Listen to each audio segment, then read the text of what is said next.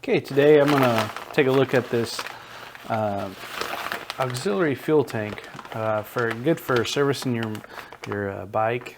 It's good for mopeds or four-wheelers or ATVs. Basically, what it is an auxiliary fuel tank. There it is.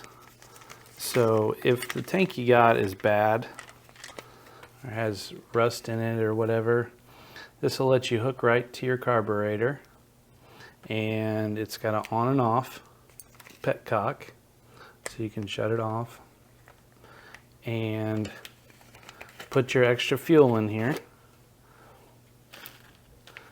and lets you run an extra backup fuel tank. It's great for when you're working on your anything, really. I mean, you could even use this for a car if you really wanted to. It's got the nice